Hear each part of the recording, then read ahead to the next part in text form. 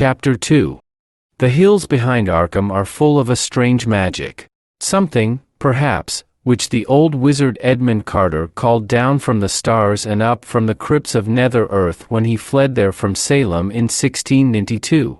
As soon as Randolph Carter was back among them, he knew that he was close to one of the gates which a few audacious, abhorred, and alien-souled men have blasted through Titan walls betwixt the world and the outside absolute. Here, he felt, and on this day of the year, he could carry out with success the message he had deciphered months before from the arabesques of that tarnished and incredibly ancient silver key. He knew now how it must be rotated, how it must be held up to the setting sun, and what syllables of ceremony must be intoned into the void at the ninth and last turning.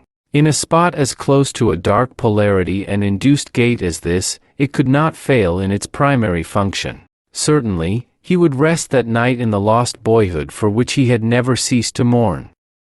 He got out of the car with the key in his pocket, walking uphill deeper and deeper into the shadowy core of that brooding, haunted countryside of winding road, vine-grown stone wall, black woodland, gnarled, neglected orchard, gaping windowed, deserted farmhouse, and nameless ruin. At the sunset hour, when the distant spires of Kingsport gleamed in the ruddy blaze, he took out the key and made the needed turnings and intonations.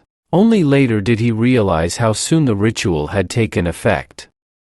Then in the deepening twilight he had heard a voice out of the past. Old Benijah Corey, his great-uncle's hired man.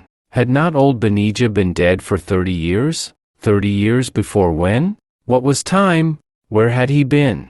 Why was it strange that Benijah should be calling him on this 7th of October, 1883? Was he not out later than Aunt Martha had told him to stay? What was this key in his blouse pocket, where his little telescope, given him by his father on his 9th birthday 2 months before, ought to be? Had he found it in the attic at home? Would it unlock the mystic pylon which his sharp eye had traced amidst the jagged rocks at the back of that inner cave behind the snake den on the hill? That was the place they always coupled with old Edmund Carter the wizard.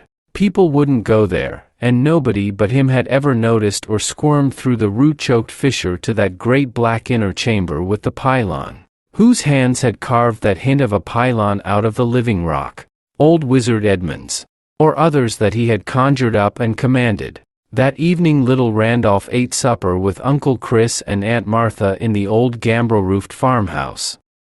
Next morning he was up early, and out through the twisted-bowed apple orchard to the upper timber lot where the mouth of the snake den lurked black and forbidding amongst grotesque, overnourished oaks.